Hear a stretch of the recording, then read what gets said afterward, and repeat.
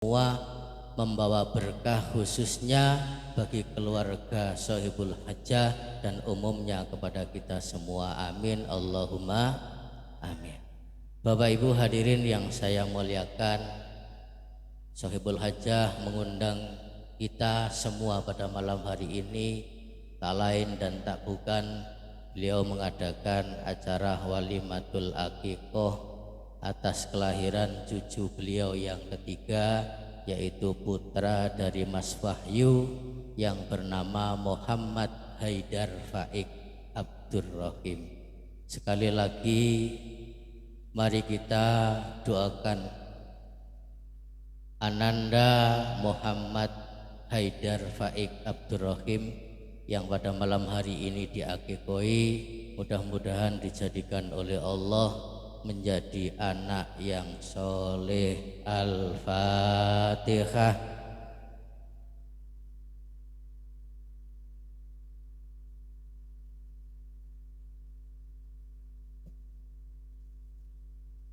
Bapak Ibu hadirin yang saya muliakan, doa orang tua kepada seorang anak itu sangat penting.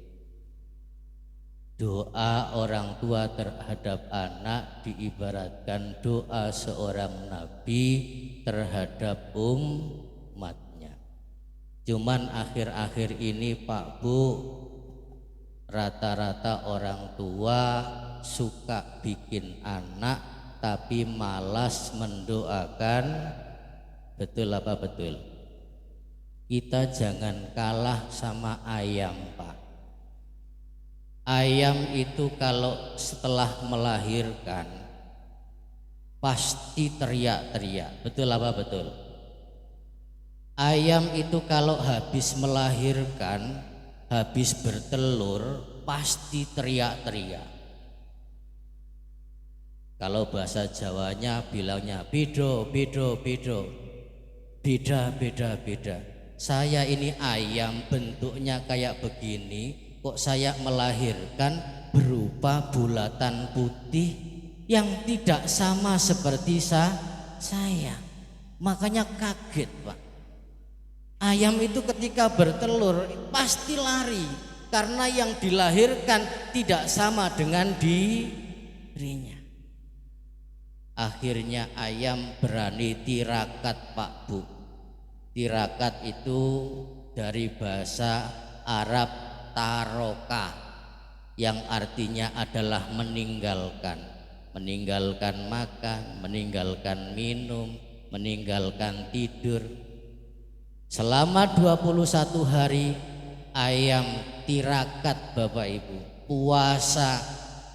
Akhirnya yang dulunya telur bisa berubah jadi ayam. Akhirnya sama seperti ibunya. Coba kalau ibunya ini tidak rajin tirakat, tidak mau puasa selama 21 hari berturut-turut, baru 1 minggu sudah lari. Kemudian datang lagi 1 minggu lari lagi. Kira-kira ayamnya bisa kira-kira telurnya bisa menetas jadi ayam kosonde? Tidak bisa. Sekali lagi Bapak Ibu hadirin yang saya muliakan, kalau kita menginginkan anak-anak kita menjadi anak-anak yang kita inginkan, menjadi anak-anak yang kita banggakan, rajin-rajinlah mendoakan anak kita. Karena zaman dulu Pak, ingin punya anak yang baik itu susah, sulit. Tapi zaman sekarang ingin punya anak baik, ingin punya anak soleh solihah itu malah lebih sulit, lebih susah. Maka dari itu mari kita perbanyak mendoakan anak kita. Setiap sholat sebut namanya, bacakan Fatihah. Anaknya 5, bacakan Fatihah 5 kali. 1 anak 1 kali. Itu lebih manjur daripada kita perbanyak menasihati anak. Ingat Bapak Ibu, kalau ingin punya anak yang baik ya sesuai keinginan kita, rajin mendoakan, rajin tirakat untuk keberhasilan anak. Itu yang pertama. Yang kedua, innama anta birruhi la bil jasadi. Manusia itu dinilai dari ruhnya. Manusia itu dinilai dari ruh, bukan jasad. Nilai manusia itu dilihat dari budinya, bukan dari bodinya. Beda dengan binatang. Binatang contoh sapi. Sapi kurus sama sapi gemuk. Mahalan mana Pak Bu? Mahalan yang gemuk. Tapi manusia bukan dinilai dari bodinya, tapi dinilai dari budinya. Meskipun dia itu kurus krempeng, jelek, tapi akhlaknya itu luar biasa bagusnya, maka dia akan terhormat. Meskipun dia gemuk, cantik, tampan, tapi tidak punya akhlak, maka tidak ada nilainya. Maka dari itu Bapak Ibu hadirin yang saya muliakan, tanamkan kepada anak-anak kita mulai sejak dini untuk berakhlakul karimah. Di dalam kitab ya Akhlakul Libanen, manusia yang masih kecil diibaratkan sebuah pohon yang masih kecil itu kalau bengkok bisa dikasih lurus Pak. Kita kasih penyangga, yang dulunya miring kita kasih penyangga, insya Allah nantinya bisa lurus. Tapi kalau sudah besar itu pohon terbentuk dalam keadaan bengkok, kita mau kasih lurus tidak akan bisa. Mari kita tanamkan kepada anak-anak kita tentang akhlakul karimah. Nabi diutus oleh Allah, innama bu'istu liutammima makarimal akhlak. Ilmu itu tinggi, tapi masih ada yang lebih tinggi, yaitu adab atau akhlak. Maka dari itu Bapak Ibu hadirin yang saya muliakan, mari sekali lagi kita tanamkan kepada anak cucu kita tentang perilaku yang baik.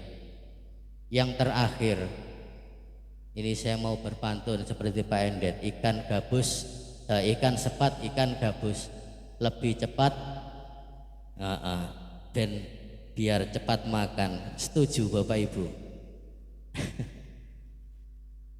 Di dalam Al-Quran diterangkan surat Al-Baqarah ayat 133. Am kuntum syuhada'a idh hadara Yaqubal mautu idh qala li banihi ma ta'buduna min ba'di qalu na'budu ilahaka wa ilaha abaika Ibrahima wa Ismaila wa Ishaqa ilaha wahida wa nahnu lahu muslimun. Nabi yang terkenal dengan malaikat, yang terkenal dekat dengan malaikat maut, itu adalah Nabiullah Ya'qub alaihissalam. Sering Nabiullah Ya'qub didatangi oleh malaikat Israel. Tiba-tiba malaikat Israel ini datang, tapi raut mukanya itu tidak sama seperti biasanya. Akhirnya Nabiullah Ya'qub tanya kepada malaikat Israel, wahai malaikat Israel, kok datangnya enggak kayak biasanya?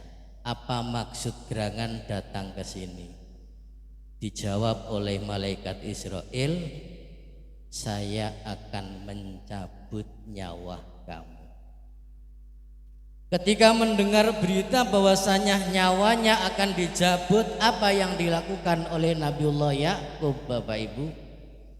Nabiullah Ya'qub tidak sibuk dengan ibadah untuk mempersiapkan kematiannya, bukan. Tapi Nabiullah Ya'qub sibuk memanggil anak-anaknya. Wahai anak-anakku, kumpul, kumpul, kumpul. Kemudian Nabiullah Yakub mengatakan kepada anak-anaknya, idh qala li banihi ma ta'buduna min ba'di. Wahai anak-anakku, sebentar lagi aku akan meninggalkan kamu semua. Saya ingin bertanya kepadamu, wahai anak-anakku, setelah saya mati, apa nak yang engkau sembah? Nabiullah Yakub alaihi salam mengumpulkan anak-anaknya, menanyakan kepada anak-anaknya, nak, setelah saya mati nak, apa nak yang engkau sembah? Karena takut jangan-jangan anak-anak Nabiullah Yakub alaihissalam tidak sama seperti dirinya. Akhirnya dijawab oleh anak-anaknya, qalu na'budu ilahaka wa ilaha abaika Ibrahim wa Ismaila wa Ishaqa ilaha wahida wa nahnu lahu muslimun. Wahai ayahku, setelah engkau wafat, saya akan menyembah Tuhan yang ayah sembah, yang nenek moyang ayah sembah, yaitu Nabiullah Ismail, Nabiullah Ishak, Nabiullah Ibrahim, yaitu Allah Subhanahu wa ta'ala. Akhirnya mendengar jawaban tadi, Nabiullah Yakub bisa meninggal dalam keadaan tenang. Bapak Ibu hadirin yang saya muliakan, ini penting Bapak Ibu, karena keimanan zaman sekarang itu mudah dipertaruhkan. Jangan sampai kita sudah meninggal, nanti anak-anak kita berubah keyakinan. Maka tanamkan kepada diri anak-anak kita tentang keyakinan yang sama seperti diri kita.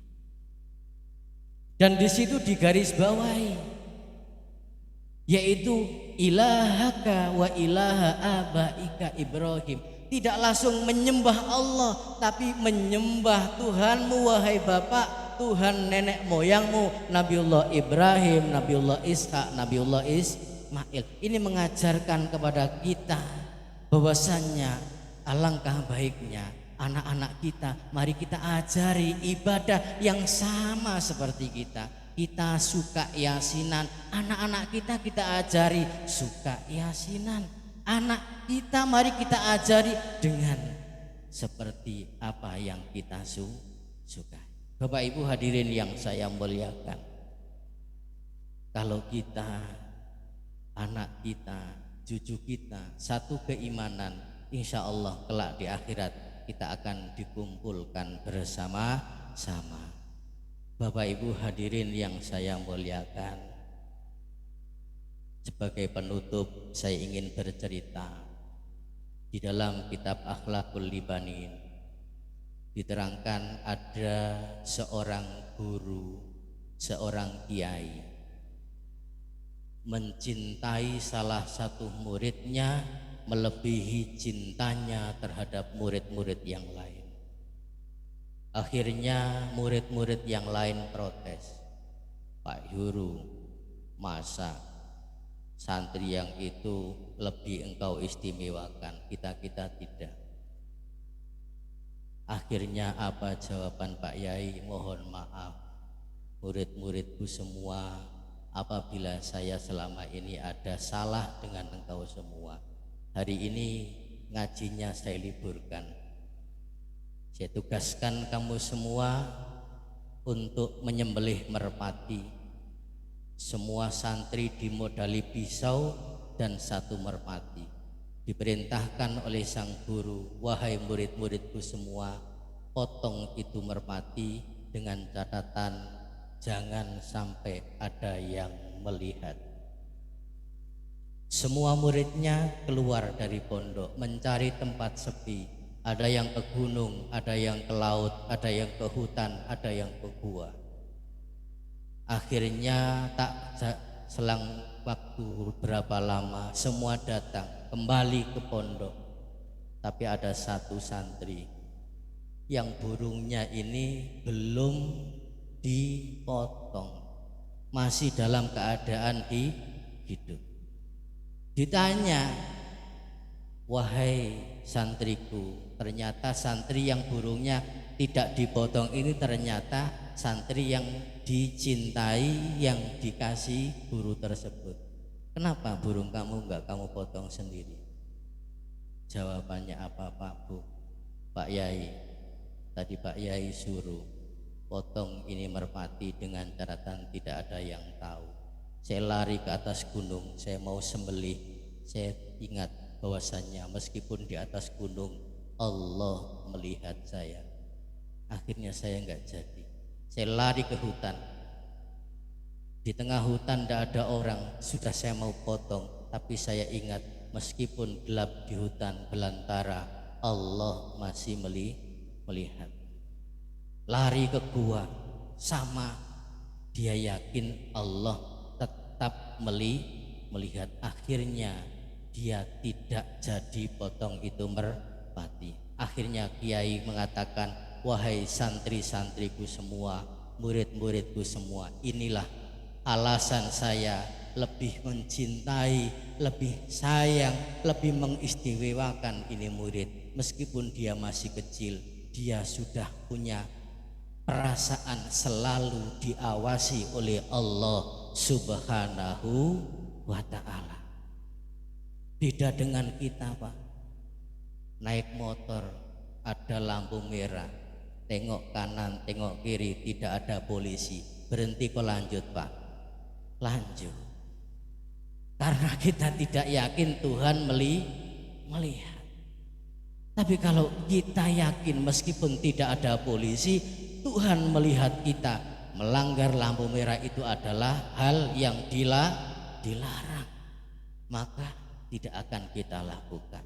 Bapak Ibu hadirin yang saya muliakan, kalau kita bisa menanamkan kepada anak-anak kita untuk merasa dirinya selalu diawasi oleh Allah Subhanahu wa ta'ala, fa insya Allah kita pergi kemana saja, bahkan kita tinggal mati, kita tidak akan ragu, karena anak kita tidak akan mungkin melakukan hal-hal yang dimurkai oleh Allah Subhanahu wa ta'ala. Bapak Ibu hadirin yang saya muliakan, demikian yang bisa saya sampaikan, mudah-mudahan bermanfaat ya, khususnya kepada Sohibul Hajah, umumnya kepada kita semua. Amin amin ya robbal alamin. Mudah-mudahan kiat-kiat yang saya sampaikan ini bisa kita jalankan sehingga kita bisa mempunyai anak-anak yang kita inginkan, yaitu putra-putri yang soleh dan solihah. Amin ya robbal alamin. Kurang lebihnya saya mohon maaf. Assalamualaikum warahmatullahi wabarakatuh.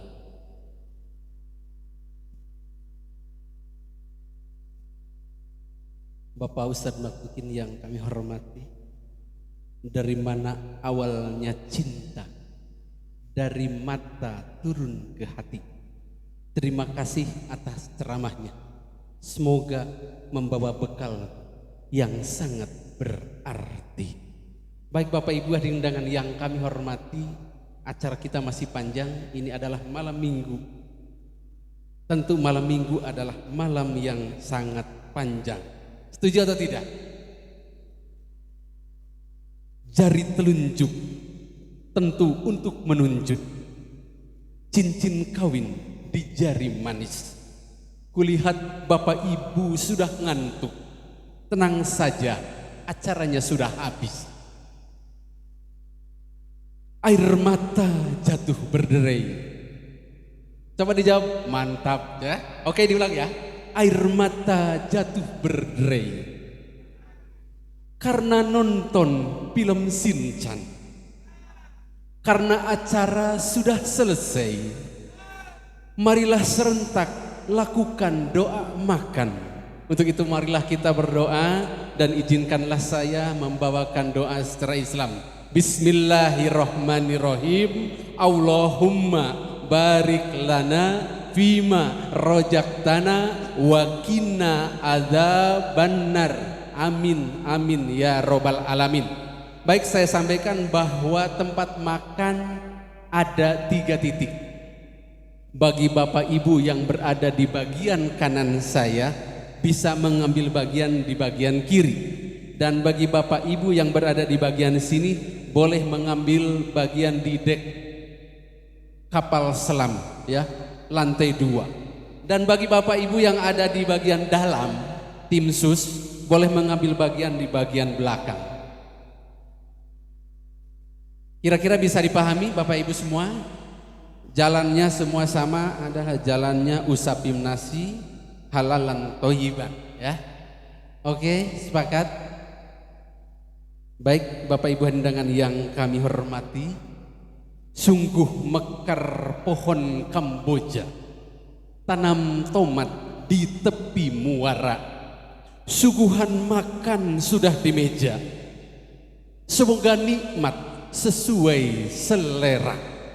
Oke, baik, tepuk tangan buat MC ya yang pada malam hari membawakan acara ini. Jika ada jarum yang patah, janganlah disimpan di dalam peti.